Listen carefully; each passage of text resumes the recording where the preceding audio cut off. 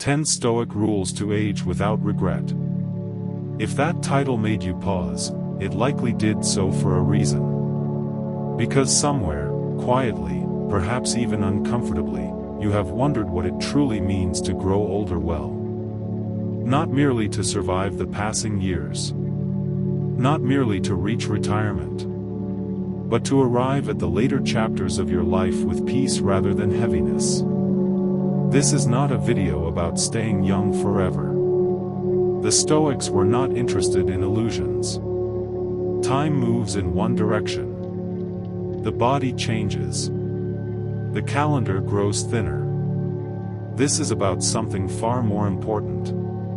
It is about reaching the final decades of life without carrying the silent weight of "I should have." Without the quiet regret of words never spoken. Chances never taken. Relationships never repaired.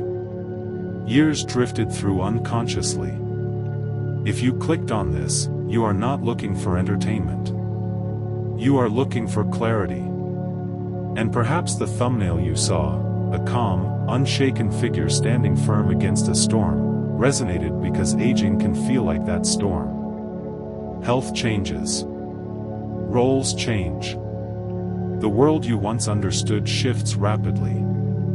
Yet something within you does not want to collapse under that pressure. It wants steadiness. It wants dignity. That is what Stoicism offers. Not comfort through denial, but strength through understanding. The Stoics believe that a good life is measured not by how long it lasts, but by how well it is lived. And that measurement does not stop at 60, or 70, or even 80. In fact, they would argue that the later years of life are when the deepest questions finally demand honest answers. There comes a quiet hour in these decades when the noise fades, the phone rings less. The children have built lives of their own. The structure that once dictated your days, meetings, deadlines, obligations, dissolves. At first, this feels like freedom. Then it feels like space. And in that space, a question emerges. Have I lived well? Not efficiently. Not successfully in the eyes of others. But well. Most people postpone this question for 40 years. They tell themselves they will reflect later. After the career stabilizes. After the children grow. After the mortgage is gone. And then retirement arrives. And with it, something unexpected. Not endless joy. Not endless leisure. But silence. And silence has a way of revealing what noise once hid. The Stoics understood this long before retirement studies existed. Marcus Aurelius wrote in his private journal, never meant for publication, reminders to himself about mortality, character, and the fragile nature of time. He was the most powerful man in the Roman world, and yet his greatest concern was not empire. It was whether he was living in alignment with virtue. Modern psychology confirms what these ancient philosophers practiced intuitively. Research on end-of-life reflection consistently shows that people rarely regret working too little. They regret not speaking honestly. Not spending enough time with those they loved. Not pursuing meaning when they had the chance. Holding on to resentment. Letting fear dictate decisions. In other words, they regret failures of courage and connection. They regret misaligned priorities. And here is the difficult truth, regret in later life is rarely caused by a single dramatic mistake.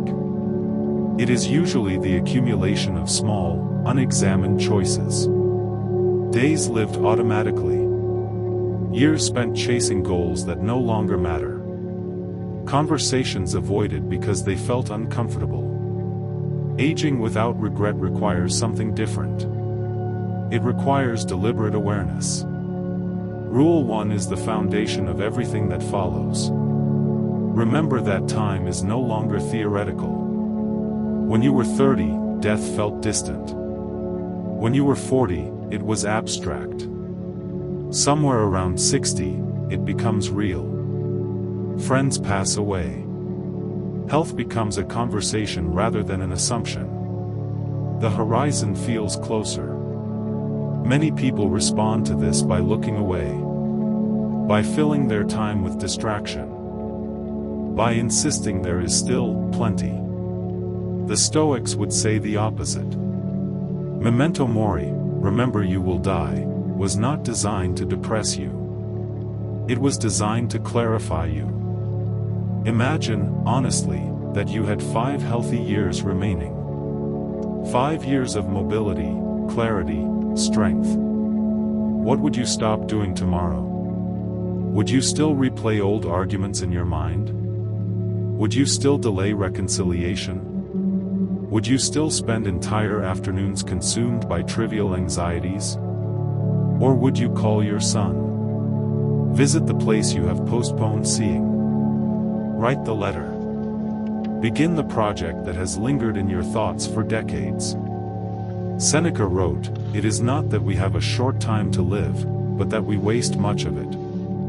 This sentence lands differently at 65 than it does at 25. Because now the waste is visible. But here is the empowering truth, clarity still remains. You cannot relive your 40s. You cannot rewrite your 50s.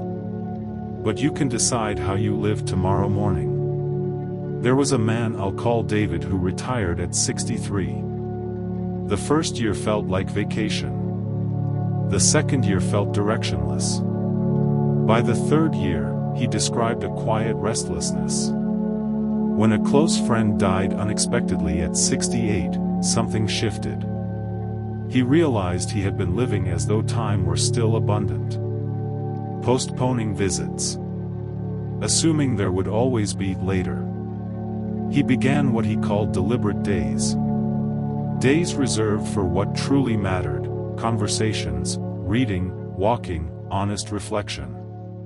He told me, I didn't gain more years. I gained awareness. That is what Rule 1 demands. Not fear of death, but fear of unconscious living. Marcus Aurelius wrote, "You could leave life right now. Let that determine what you do and say and think." Notice the word determine. Aging without regret is not automatic. It is determined. And once you accept that time is finite, you are finally prepared for Rule 2. Rule 2, master the difference between what you control and what you never did. If Rule 1 awakens you to the reality of limited time, Rule 2 teaches you how not to waste what remains fighting battles that were never yours. Epictetus, born a slave and later one of the most influential Stoic teachers, began his most important work with a simple distinction. Some things are within our control. Some things are not. It sounds obvious. It is not. Especially in later life. Because after 60, the list of things you cannot control begins to grow more visible. Your body no longer responds exactly as it once did.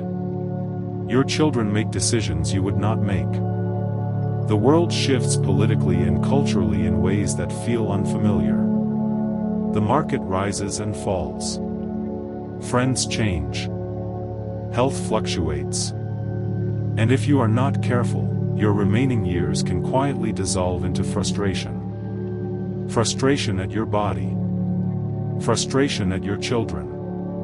Frustration at society. Frustration at time itself. The Stoics would say this is a tragic misuse of the years you have left.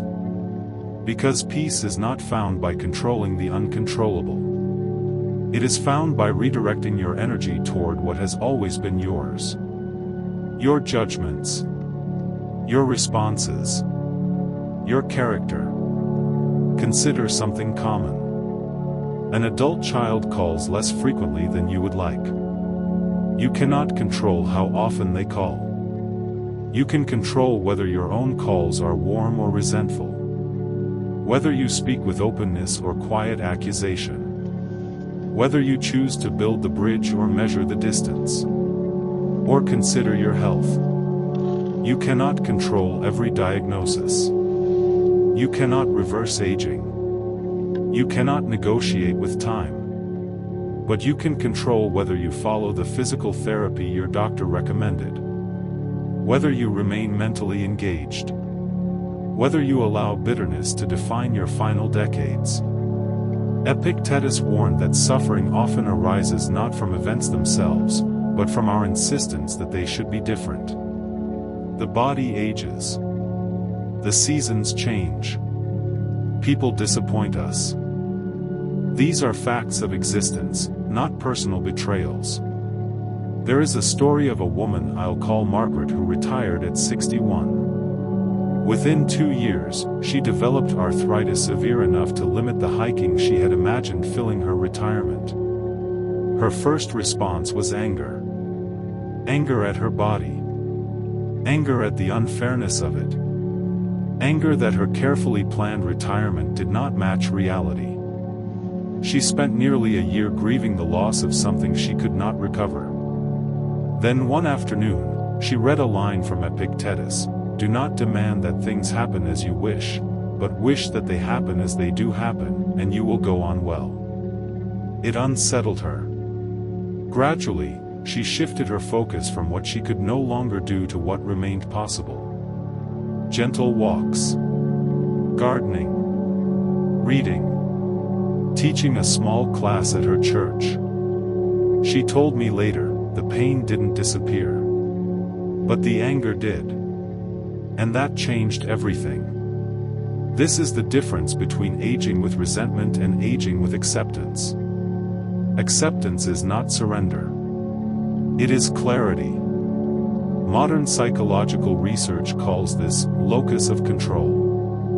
Studies consistently show that individuals who focus on internal control, their reactions, attitudes, and behaviors, experience lower rates of depression and anxiety in later life than those who fixate on external circumstances. The Stoics understood this 2,000 years before the terminology existed. If you spend your remaining years arguing with reality, reality will win. If you align yourself with what is within your power, something unexpected happens. You become lighter. Rule 2 asks you to perform a simple exercise: identify one recurring frustration in your life right now. Perhaps it is a family dynamic, a health limitation, a political reality, a financial situation. Now divide it clearly into 2 columns. What is within my control? What is not? Act decisively on the first column. Release the second. Release does not mean indifference. It means refusing to bleed energy into what you cannot alter. Marcus Aurelius reminded himself repeatedly that external events are neutral. It is our interpretation that disturbs us. At 65 or 70, this becomes more urgent than ever. Because the energy you expend is no longer infinite. You do not have decades to recover from bitterness. You do not have endless time to nurse grievances. Your remaining years deserve better than that. There is a quiet dignity in a person who has learned this lesson. You can see it in how they speak.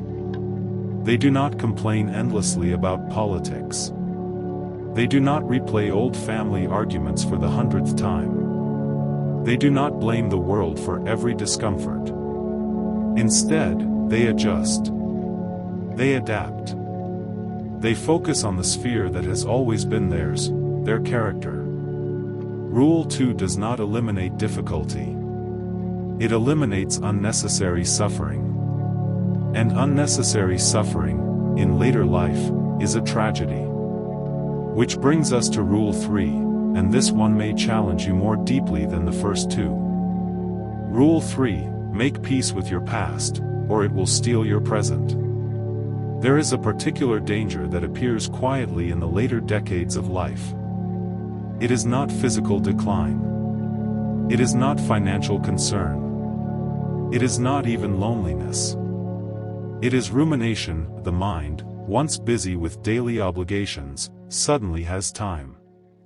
And with time comes memory.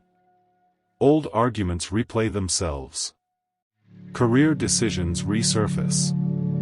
Missed opportunities glow brighter than achievements. You remember the promotion you didn't get. The business you never started. The marriage that ended. The words you wish you had said differently. And if you are not careful, you begin living backward. The Stoics would call this a misuse of the present. Marcus Aurelius wrote, "Do not let your imagination be crushed by life as a whole. Do not try to picture everything bad that could possibly happen. Stick with the situation at hand." The same principle applies to the past. You cannot rewrite it. You cannot relive it. But you can decide whether it becomes your teacher, or your tormentor. There is a subtle difference between reflection and regret. Reflection extracts wisdom. Regret extracts peace. Aging without regret does not mean you made no mistakes. It means you refuse to keep punishing yourself for mistakes that can no longer be corrected. There is a man I'll call Richard who retired at 67 after a long career in finance. By most external measures, he had been successful. But privately, he carried one regret for nearly 30 years. In his early 40s, he had declined an opportunity to start his own firm. The fear of instability stopped him. A colleague who took the risk became extraordinarily successful. For decades, Richard replayed that decision. He imagined the alternate life. The wealth. The recognition. The version of himself who had been braver. In retirement, without the distractions of work, that regret intensified. It began to define his internal narrative. Until one evening, his granddaughter asked him to explain compound interest for a school project. As he sat explaining it, patiently, carefully, he realized something. The decision he regretted had allowed him stability. Stability allowed him to remain present in his children's lives. Stability allowed him to support his aging parents. Stability allowed him to be here now, explaining finance to a curious young girl. The alternate life he imagined would have required sacrifices he rarely considered. He told me later, "I realized I had been comparing my real life to a fantasy version that never faced real consequences." The Stoics would call this the trap of counterfactual thinking, imagining alternate timelines without including their full weight. Seneca warned against measuring your life by what might have been. The past is fixed. But your interpretation of it is not. Modern psychology supports this deeply.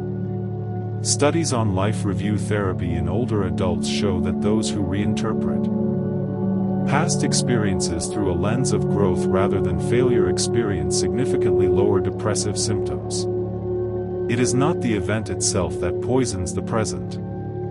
It is the story you tell about it. Rule 3 asks you to perform a courageous exercise. Identify one regret that still visits you. Write it down clearly. Then ask yourself 3 questions. What did this experience teach me? How did it shape who I am today? If I removed this event entirely, what version of myself would disappear with it? Often, you will discover something uncomfortable but freeing. Your failures formed your resilience. Your heartbreak formed your empathy. Your missed opportunities formed your humility. Marcus Aurelius reminded himself that obstacles are not interruptions of the path, they are the path. The impediment to action advances action. What stood in your way shaped you. Aging without regret requires reconciliation with your own history. This does not mean romanticizing pain. It means integrating it. There is another side to this rule as well: forgiveness. Forgiveness of others. After 60, many people carry decades-old resentments. Siblings who disappointed them. Former partners who betrayed them. Friends who drifted away. These resentments feel justified. And perhaps they are, but holding them consumes the one resource you now value most, time. Epictetus once asked, "How long are you going to wait before you demand the best of yourself?" Part of demanding the best is refusing to allow bitterness to dominate your remaining years. Forgiveness is not endorsement. It is liberation. Not for them. For you. Because every hour spent replaying anger is an hour stolen from peace. Imagine reaching the final years of life and realizing you carried resentment longer than the relationship itself lasted. That is not strength. That is attachment to pain. Rule 3 is about integration.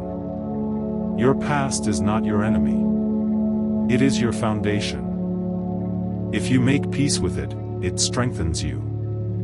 If you fight it, it drains you.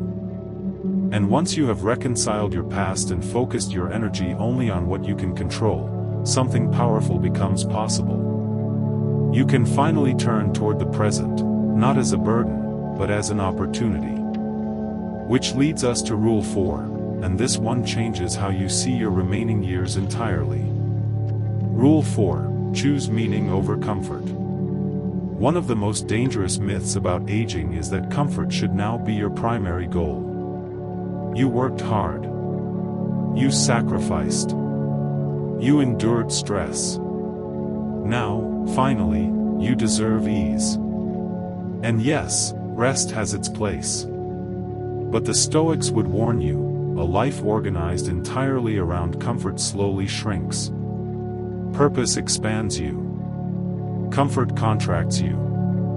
There is a reason many retirees report feeling most alive not during vacations, but during moments when they are needed. Marcus Aurelius wrote that human beings are made for cooperation, like the hands and feet working together. To withdraw completely from contribution is not freedom. It is diminishment. Aging without regret requires continued engagement with life. Not frantic busyness, but chosen responsibility. Perhaps that means mentoring someone younger in your field. Perhaps it means volunteering quietly where your experience matters. Perhaps it means becoming the steady presence in your family, the one who listens without judgment, who offers perspective without force. There was a woman named Elaine who retired from teaching at 64. For months, she enjoyed sleeping late and traveling occasionally. But by the second year, she felt something she could not name. A dullness, not sadness. Not depression. Just absence of direction. Eventually, she began tutoring children in reading twice a week at a community center. No salary. No recognition. Just 2 afternoons a week. She later said, "I thought retirement meant I was finished being useful. I didn't realize usefulness was what kept me alive." The Stoics believed virtue, courage, wisdom, justice, self-discipline, is exercised through action. You do not become wise in isolation. You become wise in service. Modern research on aging confirms this repeatedly. Older adults who engage in meaningful social contribution report higher life satisfaction and lower cognitive decline than those who withdraw into passive leisure. Meaning protects the mind. And meaning requires effort. Which leads directly to Rule 5. Maintain discipline, especially when no one is watching. In your working years, structure was imposed externally. Meetings. Deadlines. Schedules. Retirement removes those structures. And without structure, days can blur. Sleep later. Watch more television. Postpone small tasks. None of these are catastrophic. But over time, drift replaces direction.